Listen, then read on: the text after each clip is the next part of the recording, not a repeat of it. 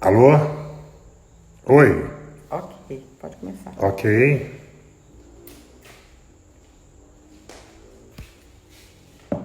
Convida aí. Oi, Thaís. Tudo bem? Tá me ouvindo bem? Oi, Laila. Estão me ouvindo bem?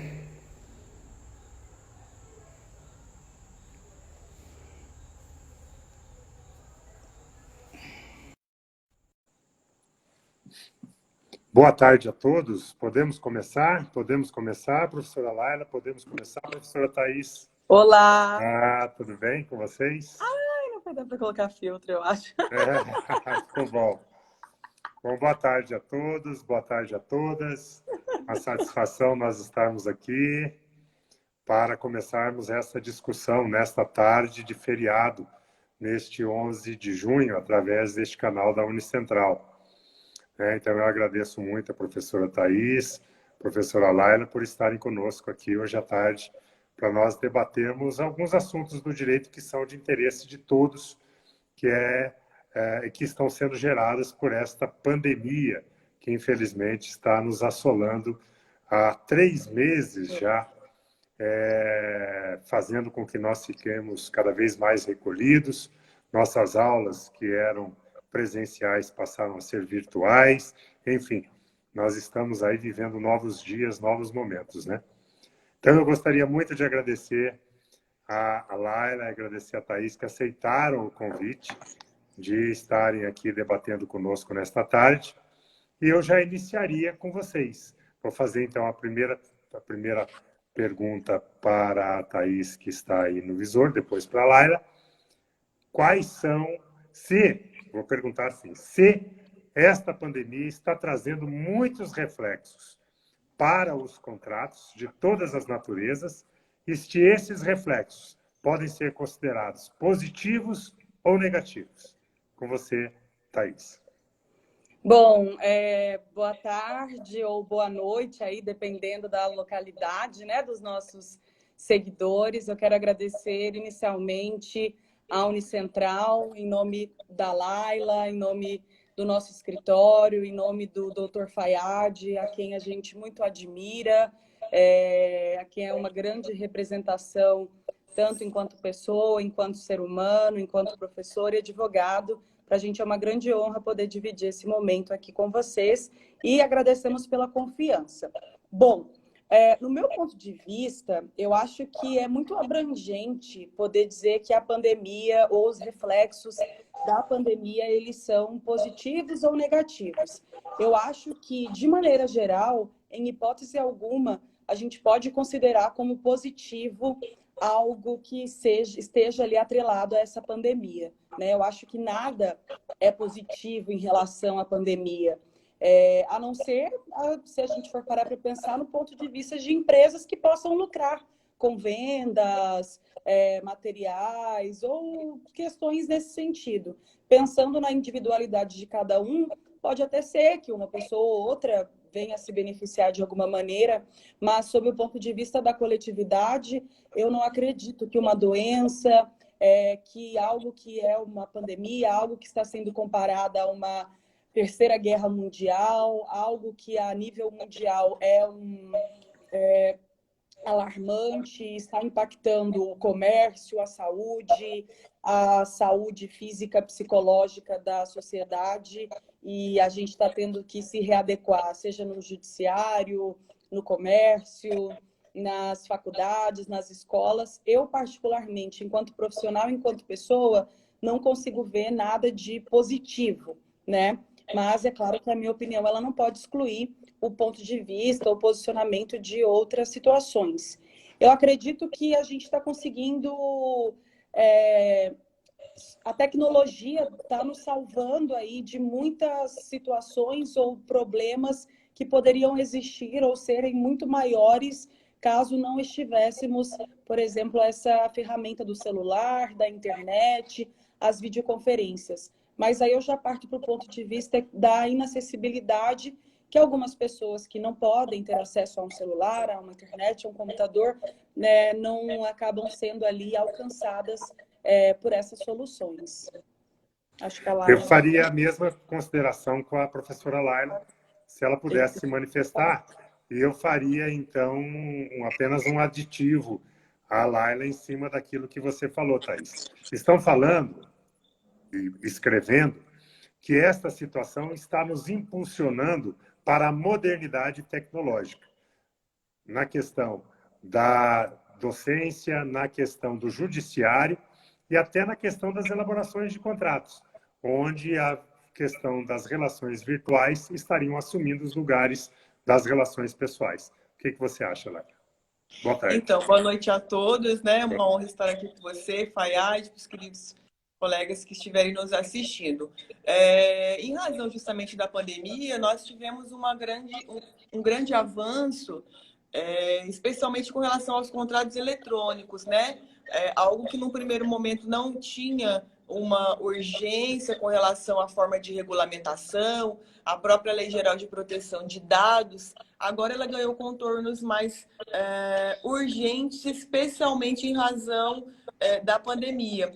Sem dúvidas nenhuma, todas as esferas, poderes, né, executivo, legislativo e judiciário, em razão dessa nova modalidade de trabalho, no caso o teletrabalho de comunicação, tem constatado uma certa economia com relação aos custos que os outros meios de organização das relações de trabalho e de comunicação entre os entes, ele tinha, né? Então, agora nós temos essa celeridade, tenho certeza que o Covid, ele veio de forma a poder refletir no aspecto positivo.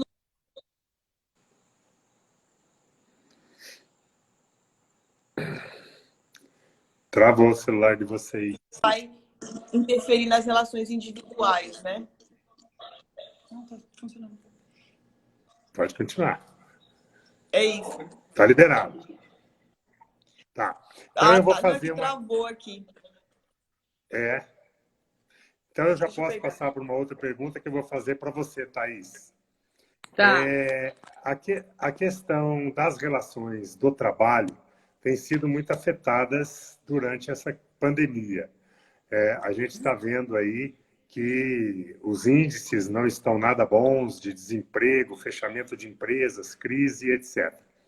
Aquela questão de que os contratos de trabalho são imutáveis, não podem ser modificados, senão pela vontade das partes e, às vezes, até pela participação do sindicato, tem sido passado para trás nesta pandemia. O que é que você teria a dizer com relação a isso, a questão desta pandemia, a influência deste período nas relações trabalhistas? Bom, eu acho que a gente entra na questão do pacta sunt servanda, né?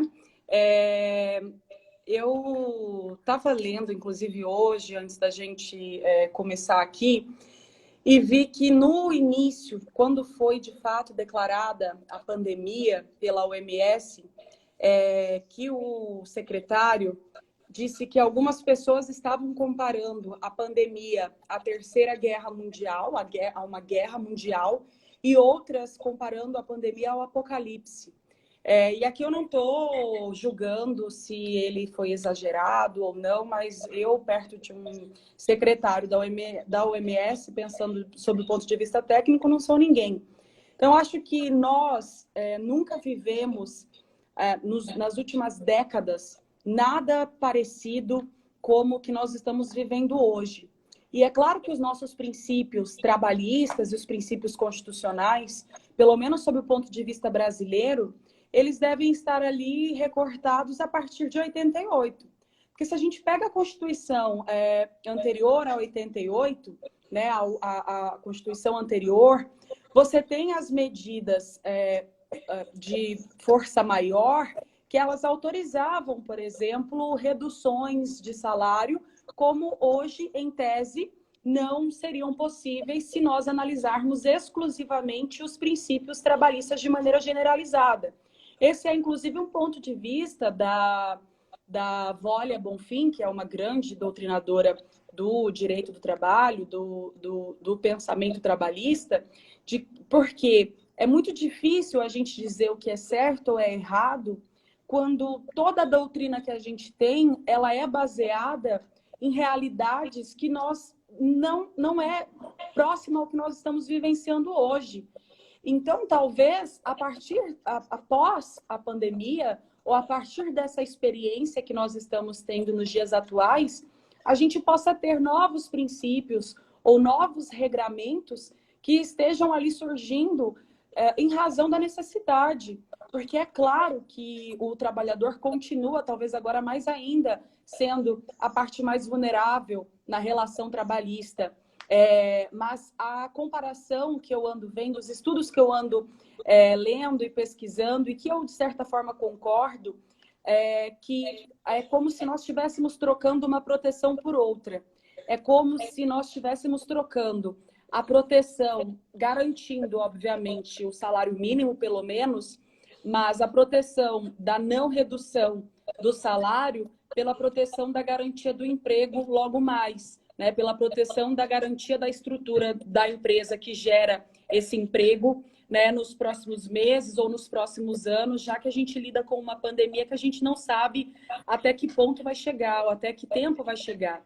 Então, eu enquanto advogada e até enquanto empregada, enquanto empregadora, eu não vejo possibilidade de nós não flexibilizarmos a nossa realidade ou de nós não flexibilizarmos ou não reanalisarmos os pactos ou não revermos os pactos até então feitos, porque os pactos feitos em um cenário de não pandemia talvez não sirvam para um cenário de pandemia, né? E aí a gente vive num cenário de certa forma de exceção. Mas é claro, eu acredito que as questões mínimas, principalmente voltadas à nossa Constituição, aos direitos humanos e à dignidade básica, pelo menos, do trabalhador, elas devem sempre ser atendidas. Você acha que essas mudanças na legislação trabalhista vieram para ficar pós-pandemia ou serão mudanças apenas para este momento? Questão de redução de jornada com redução de salário, suspensão por tempo determinado do trabalho e do salário. Você acha que isso tem condições de permanecer no período pós-pandemia? Olha, doutor Fayad, eu não acho que o efeito que faça isso seja a pandemia. Eu acho que, na verdade, aqueles que já se interessavam por essa flexibilização que claramente auxilia muito mais o empregador e não beneficia o empregado, seja ali utilizada pela desculpa da pandemia, mas, na verdade, é uma intenção que ela vem desde a época pré-reforma trabalhista. Então, se a gente analisa os pontos das alterações da reforma trabalhista, e aqui não protegendo o trabalhador ou o empregador, não puxando sardinha para nenhum dos dois lados, é uma questão técnica. A reforma trabalhista, ela ajudou muito mais o empregador do que o empregado. Isso é fato. Se a gente olha os números de alterações da reforma trabalhista, eles são muito mais benéficos para os empregadores. Então, a gente pode ter a conclusão de que o legislador procurou beneficiar mais as empresas do que os empregados. Eu acho que isso é um fato. Ponto. Com a vinda da pandemia, aqueles que por razões particulares ou não, razões políticas ou não, possuíam desde então essa intenção de beneficiar mais ainda o empregador e de talvez vulnerabilizar mais ainda o empregado, eu temo e entendo que o mesmo cidadão ou a mesma entidade que se utiliza de uma pandemia para desviar valores da saúde, desviar valores da educação, é esse mesmo cidadão ou entidade ou grupo que vai desviar, por exemplo, princípios legais baseados na pandemia para poder proteger ainda menos o trabalhador, que é, sim, o polo mais vulnerável nessa relação empregado-empregador. Então, eu não acho que a pandemia, por si só, ela é algo suficiente para fazer alguma alteração na lei, porque a pandemia vai passar. E eu acredito que a gente ainda nem pode saber como é que vai ser o nosso futuro, porque cada dia é uma novidade. Mas eu tenho certeza, Porque se antes da pandemia nós já tínhamos pessoas muito bem intencionadas, né, de forma muito clara, a alterar os direitos trabalhistas e vulnerabilizar cada vez mais o trabalhador, sob a bandeira da pandemia, talvez eles consigam ainda mais. Eu me filio ao grupo que entende que aquilo não foi uma reforma, foi uma deforma. Mas deixa eu falar com a Laila agora. Claro. Laila, na questão dos direitos civis, do direito civil, há um ramo do direito civil que é o ramo das locações, né? O direito da locação, que tem as suas regras próprias e que tem o seu estatuto próprio. Lá sempre prevaleceu o princípio do pacta sunt servanda. Aquilo que era estabelecido entre locador e locatário tinha a validade plena. Agora nós estamos vendo juízes decidindo, acatando pedidos de redução de valor de aluguel, prorrogação de contrato e até eximindo alguns locatários de pagar aluguel durante algum determinado período. Isso nós estamos vendo na questão dos locatários de shopping center, locatários residenciais, etc. Você acha que, nesses casos, a vontade das partes está sendo suprimida pela vontade do Estado?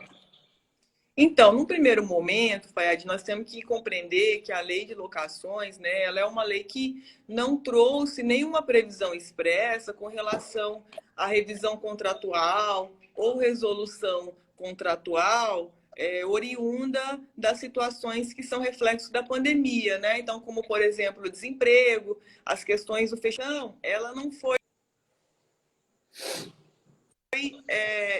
criada e nem pensada para essa situação na qual nós nos encontramos hoje. Então, esse é o primeiro detalhe. Um segundo ponto que a gente tem que abordar também é com relação à natureza desses contratos de locação. Então, por exemplo, se nós pegamos aí os locadores e locatários, que são pessoas físicas, nós temos uma equiparação econômica muito grande, porque, na verdade, aquela pessoa física locadora depende do valor que o locatório vai pagar. Então, essas concessões que o judiciário ele tem operacionalizado com relação às suspensões de ordens de despejo, já na fase de execução, né, a revisões dentro deste viés de contratos que se relacionam a pessoas físicas, não tem refletido de forma positiva no nosso sistema. E até agora nós não temos uma solução para isso, né? Todos os projetos de lei que nós temos hoje para aprovação, que vão operar mudanças na lei de locação, nenhum deles é uniforme no sentido de poder atender a todas as vertentes, né? Então, embora nós tenhamos uma natureza originária de contrato de locação, nós temos várias vertentes, de modo que a lei ela tem que pensar também quando nós temos o caso de locadores e locatários equiparados, quando nós temos o caso de locadores e locatários com desnível econômico. Então, isso também tem que ser pensado e até agora, infelizmente, embora nós tenhamos comissões formidáveis que estejam trabalhando nos projetos de lei, nenhum deles aborda e regulamenta essas minúcias. Uma outra questão que nós temos que ver também é com relação justamente ao que você mencionou, que são os contratos de locação dentro dos shoppings, né, dos estabelecimentos comerciais de uma maneira geral. Esses tipos de contrato de locação, em que nós temos aí um viés, né, econômico um pouco mais pungente, de maneira, inclusive, que nós temos as grandes organizações econômicas, né, que são os malls, as holdings que operam na gestão desses estabelecimentos dentro dos shoppings, nós temos aí até uma certa possibilidade de revisão desses contratos de locação. Só que nesse aspecto a gente tem que trabalhar sempre com um tripé, que é o primeiro deles, o mercado, né? Então, esse estabelecimento comercial, ele está inserido dentro do shopping? Está.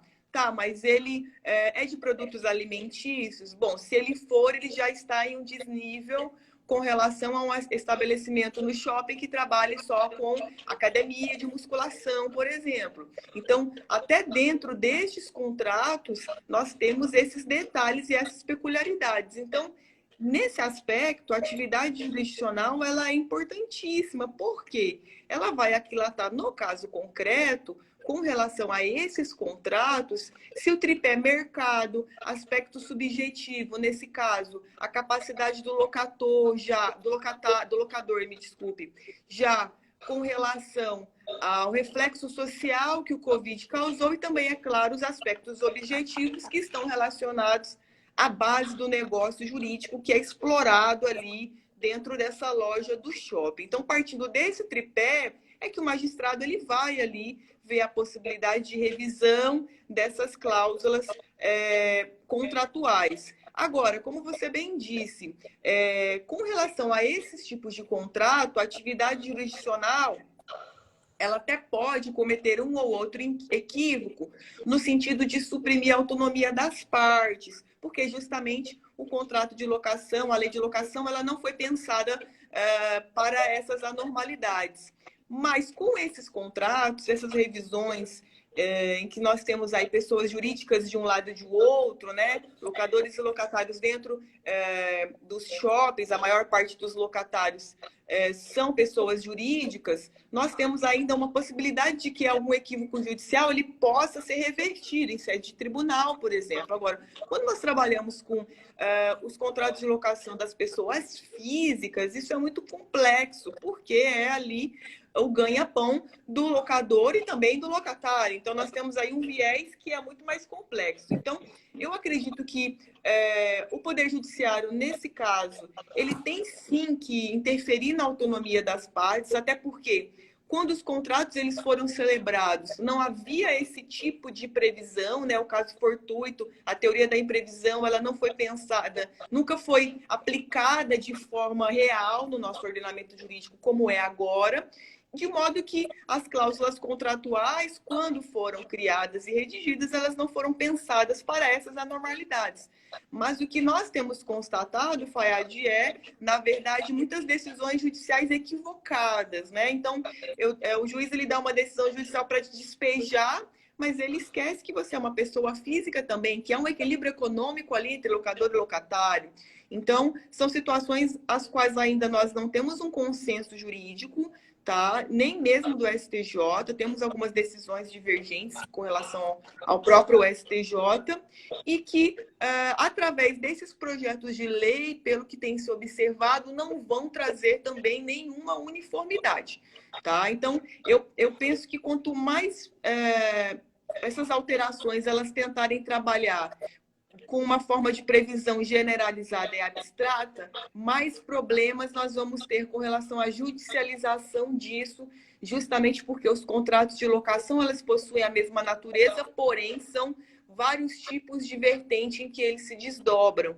Então, muitos doutrinadores, juristas, inclusive, têm sustentado sobre a necessidade de uma lei transitória que viria simplesmente para regulamentar essas situações, sem, no entanto, operar modificação na própria lei de locação, que inclusive está em trâmite ali no Congresso. Então, eu percebo que a autonomia ela vai ter que ser suprimida, sim, pelo Judiciário, porque caso não haja uma renegociação aí consensual, isso vai refletir, vai respingar no judiciário, mas nós estamos com sérios problemas com relação a essas decisões judiciais. Então, infelizmente, a autonomia das partes, neste caso, eu percebo que quando nós tratarmos de partes com desníveis, especialmente aí a gente tirando os contratos de locação entre pessoas físicas, né, já com relação a pessoas físicas mais microempreendedores, MEIs ali, eu percebo que nesses casos, em razão desse desnível, é necessário sim uma intervenção do Poder Judiciário, mas, como eu disse, né, observando sempre aquele tripé, mercado, aspectos subjetivos e aspectos objetivos que estão vinculados ali nessa relação jurídica. Nós temos, eu vou fazer primeiro para a Laila, depois eu quero complementar para a Thaís. Nós temos vários alunos, estudantes de direito que estão nos acompanhando. Não é estudante, mas eu gostaria de mandar um abraço para o nosso amigo Hélio Ramos, que é nosso colega professor, está também nos assistindo. Mas nós temos alguns estudantes aqui que estão dizendo o seguinte: vocês disseram que a lei diz que prevalece a autonomia entre as partes. Sem lei, o juiz modifica o contrato. Onde fica a segurança jurídica nestes casos? Como é que o juiz pode decidir algo sem lei? É uma pergunta. Eu faço primeiro para você, Laila, e depois eu quero o complemento da Thaís. Então, essas decisões, né, o Poder Judiciário ele não pode se excusar de aplicação da lei mediante eventual lacuna normativa. O que nós temos hoje é uma lacuna normativa, é isso que nós temos. E temos até uma dificuldade com relação à regulamentação para a aplicação da própria teoria da imprevisão, que nunca antes efetivamente houve essa necessidade de aplicação no Brasil. Então, eu entendo que essas lacunas, elas demandam sim uma integração a partir do exercício da atividade jurisdicional. É claro, nesses casos de revisão contratual, sempre é recomendável que não seja de forma contenciosa, porque, afinal de contas, abre-se a partir disso possibilidades de várias decisões diferentes com relação à mesma base, à mesma relação jurídico-processual. Então, é óbvio, cada magistrado, de acordo com o seu convencimento, ele vai ali integrar, realizar essa integração normativa de alguma forma. Agora, é necessária essa intervenção judicial, até porque, para que nós possamos manter a balança, né, o equilíbrio econômico-financeiro entre as partes, nesse caso de anormalidade, eu entendo que o magistrado ele pode sim interferir nessa autonomia. Pode ser um raciocínio um pouco simples, mas só para vocês entenderem, nós temos atuações judiciais no direito consumerista, em que nós temos partes ali que são desniveladas. Então, com relação aos contratos de locação, nós temos muitas situações em que há um desnível, sim, especialmente nos casos em que nós temos, aí como o Fayad me indagou, com relação aos estabelecimentos inseridos dos shoppings. Então, você não pode querer equiparar e dizer que a autonomia das vontades das partes vai reger este momento de transitório e emergencial, porque nós temos ali partes diferentes que estão celebrando esse negócio jurídico. Então, eu entendo sim que, embora não haja previsão legal, justamente o Poder Judiciário ele tem que realizar essa integração normativa. E, a partir disso, eu não poderia sequer dizer que seria uma hipótese de aplicação de analogia, porque nós não temos no nosso ordenamento nenhuma similaridade com relação a eventuais casos concretos em que se aplicou a própria teoria da imprevisão ou que, de alguma forma, perquiriu-se por regulamentar ou revisar esses contratos de locação. Tá bom? Eu queria que a Thaís complementasse. Na lacuna da lei, não existe lei. Como é que o juiz decide? Bom, eu acho que na esfera trabalhista é muito mais delicado, né? Porque se na esfera contratual, civil, enfim, as partes há um lado vulnerável, na esfera trabalhista é muito mais óbvio que o empregado ele é extremamente vulnerável em relação ao empregador, principalmente, mesmo que seja ali o empregado hipersuficiente ou que seja uma empresa pequena, de pequeno porte, uma empresa de grande porte, porque o que há aqui não é nem tanto a análise da capacidade financeira de cada um, mas sim a relação de dependência, né? O empregador representa para o empregado o salário no fim do mês, né? A relação de subordinação, enfim, as partes, o empregado ele está ali diretamente, ele necessita diretamente do empregador. Então, primeiro que eu estava aqui pensando que situação nós poderíamos ter aqui, não ter nenhum tipo de lei, nem as MPs, que as várias, né, Fayad, que foram editadas agora nesse período, nós, advogados trabalhistas, sofremos e ralamos muito com essas MPs, cada dia uma novidade, então acho que tem muita coisa no âmbito trabalhista aí, que o que não estava legislado, as MPs nos ou ajudaram ou nos deixaram mais desesperados ainda. Mas eu penso que o juiz ele deve analisar alguns quesitos, né? Aquela velha de que eu sempre falo para os meus alunos, no direito sempre cada caso de fato é um caso. Primeiro, o porte da empresa. a empresa já tinha aquele problema econômico anterior à pandemia, né? Já era um problema, esse problema que talvez venha a justificar uma demissão ou uma redução salarial do empregado. Que tipo de ligação tem com a pandemia? Esse prejuízo ele veio de fato com a pandemia, ele foi só aumentado, né, agravado com a pandemia ou já existia anteriormente? Se há ou não relação com a pandemia, porque eu entendo que se não há nenhuma relação com a pandemia, não há que se relativizar nada, né? Mas se tiver ligação direta ou até indireta com a pandemia, eu acredito que os princípios trabalhistas eles são muito muito capazes de fazer com que o juiz ele tenha um tipo de convencimento, sempre lembrando ali, sempre baseado na proteção do trabalhador, mas agora um possível princípio ou análise que eu penso que os juízes devam fazer ou estejam fazendo. Oi, voltou. Perdão, apertei aqui o botão sem querer. Uma análise que os juízes estejam fazendo, né, obviamente devam fazer, é do impacto que a pandemia está, de fato, causando naquela empresa, né? Então, se há algum nexo causal daquela ação por parte da empresa com o empregado, se aquele problema causado, se aquela, às vezes, ou redução salarial, ou redução da jornada, ou corte de algum benefício,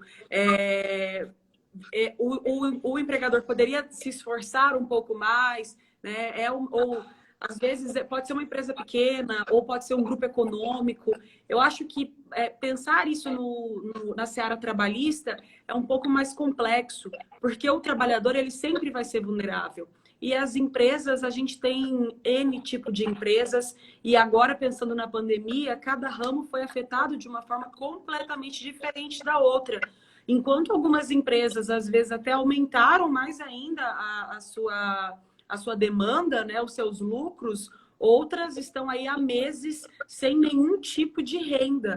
E aí algumas empresas, mesmo com os benefícios do governo, com os repasses, né, que tiveram aí por parte do governo, ainda assim alguns empregados eles continuam não sendo tão beneficiados. Então eu acho que na ausência de lei, os princípios trabalhistas e constitucionais ou até o direito equiparado pode ser uma solução também para um possível embasamento teórico do juiz, pensando aí seja na OIT, seja nos direitos humanos de maneira geral, na nossa Constituição, e eu acho que nós temos uma gama muito completa de direitos trabalhistas para que os juízes possam embasar suas fundamentações, seus despachos, suas sentenças, pensando sempre na proteção do trabalhador, mas também na economia brasileira. Você acha que o princípio da prevalência da norma mais favorável ao trabalhador, neste momento, está fragilizado? Acho. Não só nesse momento, mas desde a reforma trabalhista. É verdade. Mas, assim, desde a reforma trabalhista, pensando só... É porque eu acho muito difícil não falar da reforma trabalhista, porque a gente tem assim, o nascimento dos reflexos da reforma trabalhista e logo em seguida nós temos a pandemia, né? Então, não é que eu estou batendo, que eu estou pegando no pé da reforma, mas é porque realmente foi um Mas eu pego. Então, a gente vive uma pandemia no cenário da reforma, que a gente ainda nem teve tempo de debater muitos ou sentir os reflexos da reforma de fato. Eu acho, Fayad, que não é que necessariamente eles estejam fragilizados, mas assim como aquela resposta que eu dei agora há pouco, a gente abre muitos outros precedentes e justificativas para fragilizar a aplicação da norma mais favorável da proteção ao trabalhador.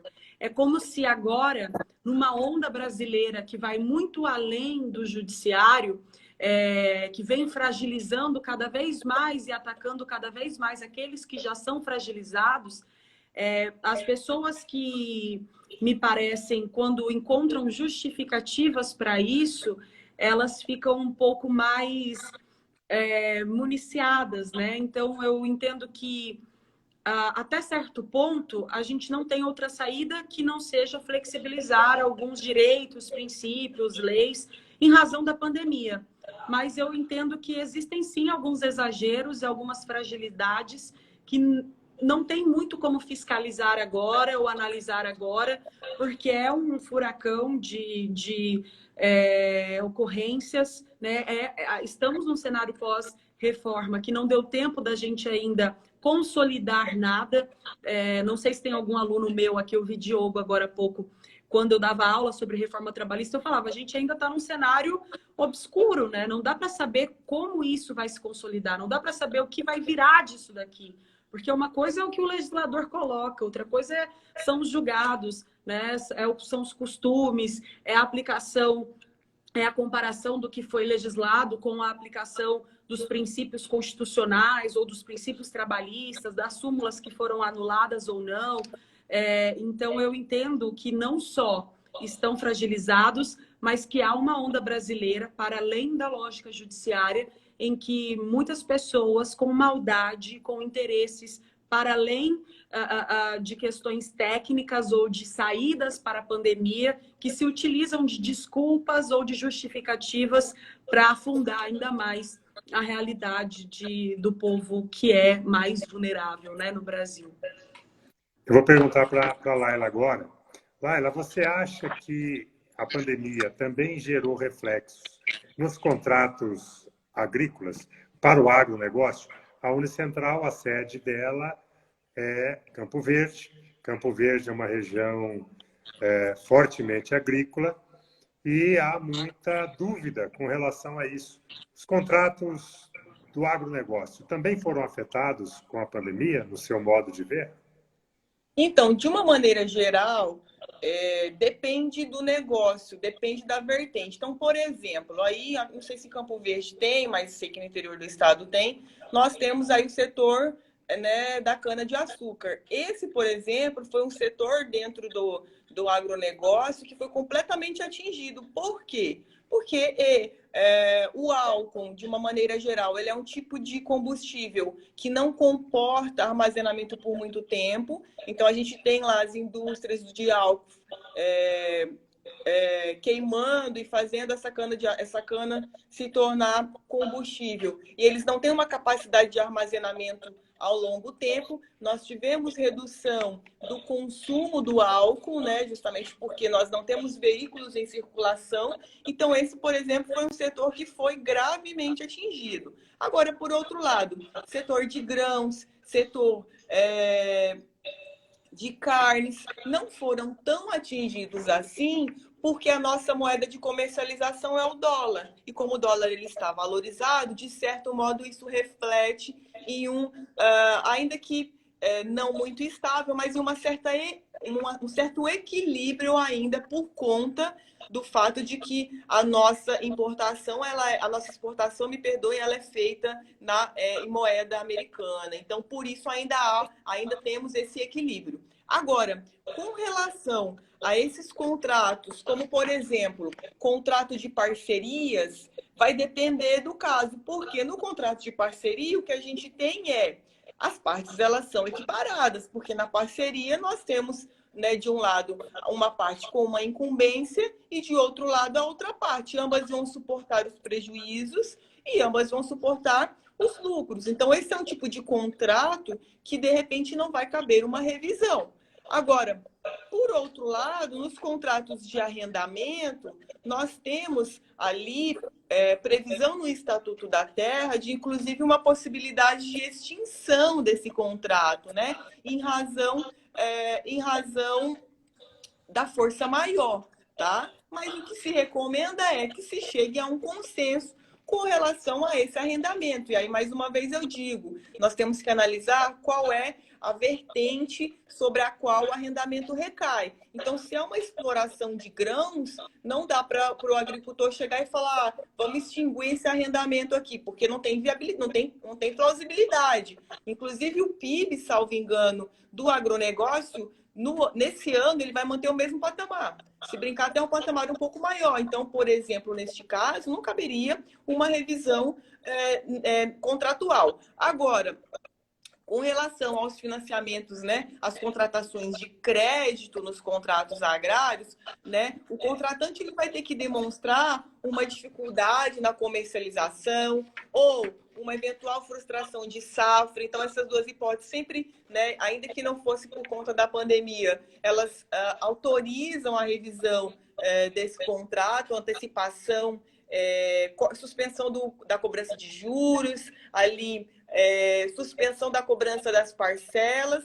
Agora, a terceira hipótese, que são aquelas ocorrências prejudiciais que se relacionam às explorações, de repente aí a situação da pandemia ela pode se enquadrar, se encaixar para fins de uma revisão desses contratos de crédito bancários, tá? Nós temos alguns clientes do escritório, inclusive, que se encaixam dentro dessa modalidade. Então, eles pegaram, né, contrataram crédito nas instituições bancárias para explorar a atividade econômica. A maior parte das pessoas que atuam no agronegócio trabalham com esse formato, né? E por conta da pandemia, eles tiveram prejuízo porque eles não trabalham muito com a exportação. Então, a circulação dos produtos por eles produzidos é nacional. Então, nós conseguimos aí judicializar, né, em 3 contratos dessa natureza, justamente para rever o teor das cláusulas relacionadas à contratação desse crédito, tá? Agora, outra questão muito importante é a atuação incisiva do Banco Central, né? Está com uma postura extremamente proativa com relação aos empresários e também às próprias instituições bancárias de uma forma geral. Então, todos estão muito empenhados em não deixar que os empresários tenham prejuízos muito maiores com relação à cobrança de taxas, com relação às modalidades de pagamento. Então, nós temos tido uma flexibilização muito grande dessas instituições bancárias, justamente como forma de fazer com que o empresário ele não feche as portas, tá? Agora, para nós aqui em Mato Grosso, embora nós tenhamos a indústria alcooleira e aqueles empresários que produzem produtos para circulação nacional, com relação aos grãos, nós temos um patamar que está estável, tá? Piorou um pouquinho no começo do pico, mas ainda nós estamos tendo uma resposta justamente por conta da questão do dólar. Com relação ao setor de carnes, nem tanto, justamente porque nós estamos entrando em uma descendente agora, porque o Brasil ele já está encabeçando um dos países com maior número de contágio do corona, e isso naturalmente vai espantar a importação dos nossos produtos, tá? Então, nesses tipos de contrato, eu acredito que também dá, sim, para poder trabalhar com uma revisão, assim como eu fiz com relação aos meus clientes que não eram do setor de carnes. Você acha que é possível uma revisional no caso da venda antecipada?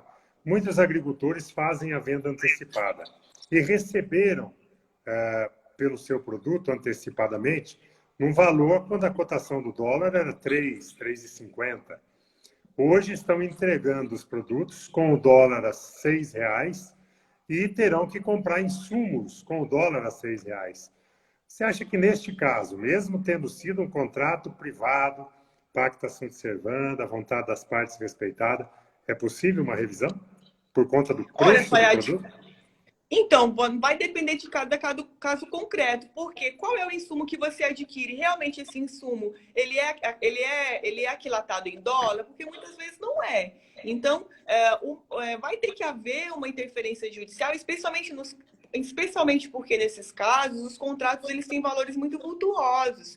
Então, é óbvio, como você disse, né, no primeiro momento, o valor do dólar, quando firmado, era um e agora ele é outro. Bom, se nesse caso eu tiver ali um indício de uma onerosidade excessiva para qualquer das partes, eu acredito que sempre é possível a revisão contratual, ainda que não seja no cenário do corona, do Covid. De modo que, em havendo, neste caso, um enriquecimento excessivo em prejuízo da outra parte, eu acho que é completamente cabível essa revisão contratual. Agora, se a outra parte ela for uma instituição bancária, isso é muito discutível. Mas até nesse caso, se a instituição bancária demonstrar prejuízo na base desse negócio jurídico, é possível sim que ela também seja beneficiada em termos de revisão. Até porque as instituições bancárias, como eu disse, elas têm desempenhado um papel muito importante na manutenção da economia.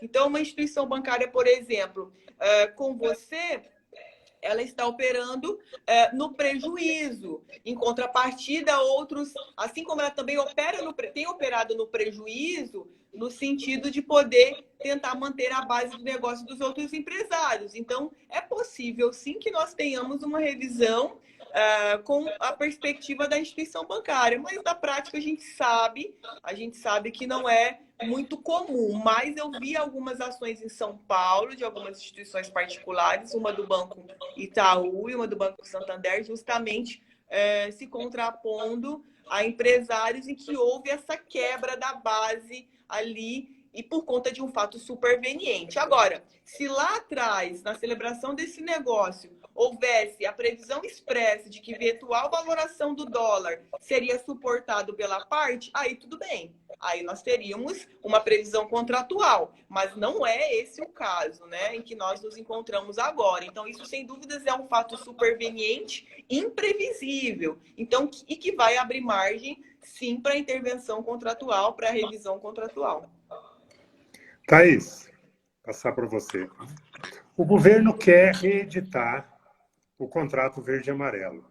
Ele não conseguiu aprovar a medida provisória, valeu ali por 120 dias as regras do contrato verde e amarelo, com aquela redução da taxa do fundo de garantia, pagamento das férias de 13º mês a mês, etc.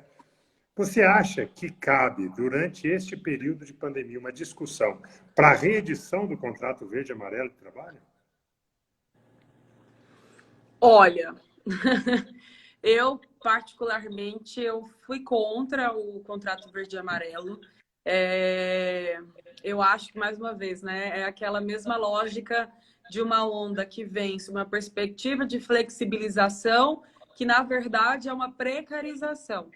Eu não acho que há uma necessidade da utilização do contrato verde e amarelo como uma saída para a época de pandemia ou em razão da pandemia, porque eu acredito que isso fortaleceria o uso ou o debate de uma possível eficácia ou não desse contrato. Então, como eu, particularmente, não vejo positividade sob o ponto de vista da proteção do trabalhador, principalmente do jovem trabalhador, porque eu sou muito contra essa onda que ela vem se maquiando numa lógica de empreendedorismo, que, na verdade, é só a gourmetização da precarização do trabalho, né, dos direitos trabalhistas, principalmente para os jovens. Eu acho que isso pode ocorrer, talvez, porque várias MPs foram editadas, eu acho que tudo pode acontecer, está acontecendo nesse período, porém, eu entendo que não precisa, que não é uma necessidade, porque eu particularmente não gosto do contrato verde e amarelo, não fui favorável ao contrato verde e amarelo. Nem para buscar uma onda de recontratação de novos empregados durante esse período de demissão em massa? Bom, nesse caso, Fayad, eu acho que se for feito um estudo que demonstrar que possa ser uma saída ou, né, uma pesquisa por parte aí dos sindicatos patronais,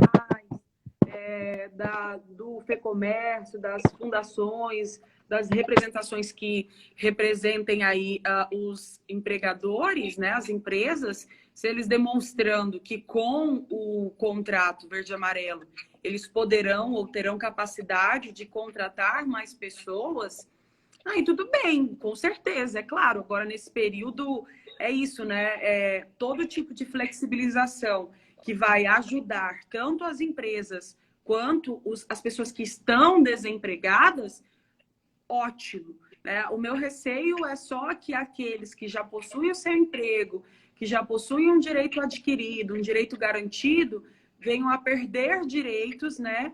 E às vezes a gente sabe que tem demissões, e aí são pessoas que são recontratadas de alguma maneira.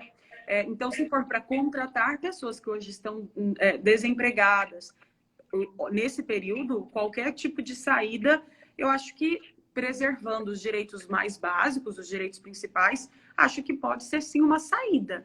Mas é que eu não vejo que necessariamente precisa ser ali o contrato verde e amarelo, até porque eu tenho a seguinte ideia de que eu acho que o governo, o Estado, de maneira geral, ele não só pode, como deve, injetar mais auxílios às empresas, principalmente ao comércio de maneira geral, em todos os aspectos, tanto organizacional quanto econômico direto, porque não dá para colocar na mão do empregador e nem na mão dos empregados as saídas da pandemia. Né? A gente tem o sistema de seguridade social e a gente paga os nossos impostos, os trabalhadores principalmente, e os empregadores mais ainda, exatamente para que num período como esse a gente possa ter o Estado para que a gente, né, consiga ali ter um socorro por parte do Estado. Então eu vejo uma perspectiva da utilização do contrato verde e amarelo como saída, algo que é jogado para a mão do empregador e do empregado, né? Como se vira aí vocês, entre vocês, cada um retira um pouco do seu direito e o Estado não faz muito por isso. Eu acho que o Estado tem que se responsabilizar um pouco mais. Eu acredito que o Estado possa, sim, injetar um pouco mais de auxílio, de benefício, tanto para a população quanto para as empresas, principalmente nas cargas tributárias, para poder auxiliar aí os comerciantes, os pequenos empreendedores, inclusive as grandes empresas que estão sofrendo muito com a pandemia e que são as pessoas que colocam o pão na casa de centenas e milhares de famílias no Brasil, né? Olá, nós estamos vendo aí uma enxurrada de pedidos de revisão de contratos já em discussão. O próprio governo tem autorizado bancos, por exemplo, financeiras, a prorrogarem vencimentos de contratos. E nós estamos vendo prorrogação de contratos de financiamento rural, financiamentos imobiliários, veículos, compra de veículos, por 2, 3 meses. Você acha que isso basta? Não, na verdade, claro que não é o suficiente, até porque a nossa economia ela vai passar, nós estamos entrando em uma crise que provavelmente vai durar anos, né? Mas é óbvio que esse período aí de carência, no primeiro momento, quando ele foi pensado pelas instituições bancárias, na verdade foi por força de incentivo que essas instituições receberam, né, do Banco Central e de bancos estrangeiros, o Banco Central com relação à regulamentação. Então é óbvio que a instituição bancária ela nunca vai perder dentro, né, das suas negociações. E é óbvio que decorridos o prazo dessa carência, a pessoa, já que há 3 meses atrás, se ela já não conseguia honrar com esse compromisso, é óbvio que decorridos 90 dias, como a situação de crise permanece, ela vai permanecer ainda nessa inadimplência. Então, eu não vejo isso como uma solução, muito embora, né, eu não tenha condições de analisar todos os casos de pessoas que efetivamente se beneficiaram, pessoas físicas que puderam ali se reestruturar. Então, a título de exemplo, um comerciante que trabalhasse de forma ambulante no primeiro momento, pelo menos aqui em Cuiabá, ele, há 2 meses atrás, né, estaria totalmente inviabilizado de poder obter suas receitas. Agora ele já tem um horário de funcionamento a partir, né, acho que, salvo engano, das 6 da manhã até as 10 da noite. Então já houve aí uma mudança de perspectiva. Esse comerciante pode ter sido auxiliado com essa carência? Sim, pode ter sido. Então, eu não posso aqui também generalizar, justamente por não conhecer todos os casos concretos. Mas, de uma maneira mais ampla, de um modo mais amplo, os comerciantes, os empresários também em suas renegociações têm tido essas carências, mas no setor empresarial, por exemplo, né, eu já tive clientes em que nós conseguimos uma carência de 6 meses para início de pagamento e corte em 30% dos juros de mora que eventualmente seriam cobrados pelo decurso desse prazo. Então, eu até percebo que para os empresários existe até um benefício um pouco maior se nós compararmos com as pessoas físicas, né? Porque o que nós temos tido pelo menos o que eu tenho visto, né? Suspende-se por 3 meses, depois esses valores eles são absorvidos dentro das parcelas remanescentes. Então, é óbvio que o valor ali ele vai ser mantido e já houve o cálculo de juros sobre essas parcelas. Então, o banco, de maneira nenhuma, ele está se sagrando perdedor. Muito pelo contrário.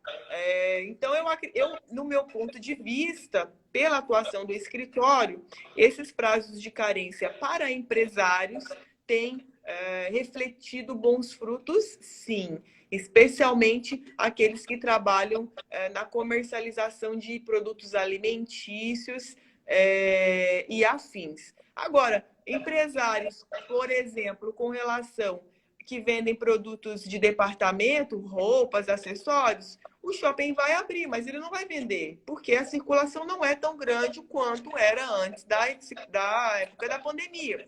Então, para esses empresários, as instituições bancárias, de repente, assim como as holdings que administram esses shoppings, eles têm que flexibilizar um pouco mais sobre os créditos que eventualmente forem utilizados ou solicitados e até mesmo como é que a revisão desse contrato ela vai poder ser realizada. Obrigado, Laila. Chegamos a 1 hora já. Então, eu agradeço você e a Thaís pela presença. Nós que agradecemos. Agradecemos vocês de coração. Acho que não vai dar nem para fazer as considerações finais, mas fica aberta a palavra para vocês. A Unicentral agradece de coração a todos que estiveram conosco e a vocês que participaram conosco. Tá? Muito obrigado. Um beijão. Obrigada, Unicentral. E vamos fazer mais, tá? Vamos fazer mais. Vamos, até a próxima. Até a próxima. Tchau. Obrigado, viu? Tchau. Agora você espera. Ai, tem certeza?